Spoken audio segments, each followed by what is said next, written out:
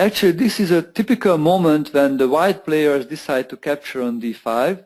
If you play this with white and you like to play more the solid and slower games, then this is a good moment to exchange, because other way the black may capture on c4 and later with b7, b5 making complications and sharp positions.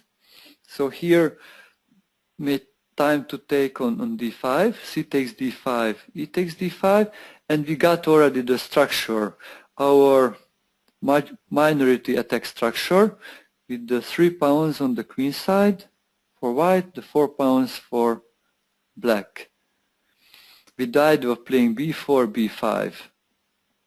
And the plan which I would like to show you in this example is black can try to prepare for the b5 move and be ready to play c5 and try to prevent the exchange of the c pawns in the way how white wants to do.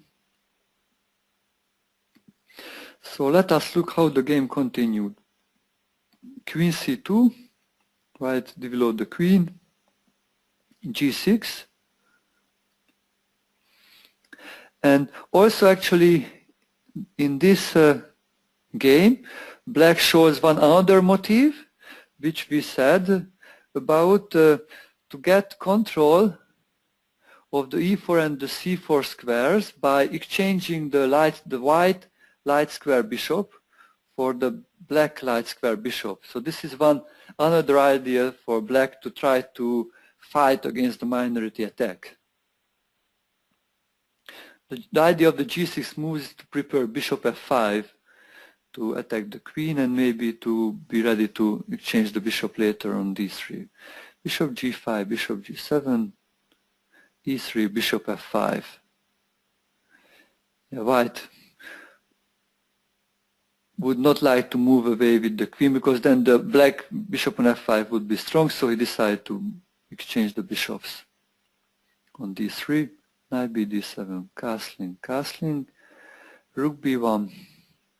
White is ready for the b4, b5 minority attack, queen e7, rook c1, queen e6, knight d2. This knight sometimes moves to d2 because wants to prevent the knight e4 move, because after the exchange of the bishops, the e4 square became more vulnerable. And sometimes knight e4 is kind of a good move, a strong move, because it cannot be captured because it's the fork. So knight d2 may prevent that one. And also the knight again may go to f1 sometimes to defend the king side. And one more plan with that knight, knight b3, knight c5, to get to the c5 square.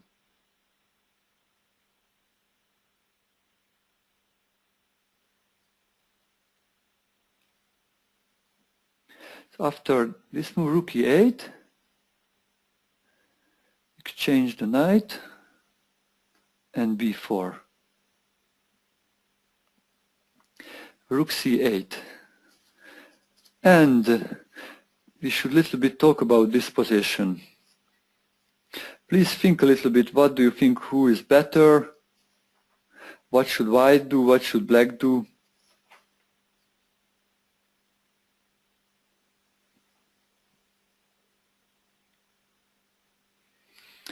So this is the moment when black is ready to play c5 if white plays b5, because already he's supporting that with the rook from c8, with the knight from d7. And also white has the queen on d3, so after an exchange on c5, the knight would capture with a tempo move. So this is kind of an ideal situation for black to play c5. So in this kind of situation, if you play this with white, then try to first control the c5 square a little bit with few more pieces, like with knight a4, for example. And even maybe sometimes if needed, then you can play maybe knight b3 to support it again.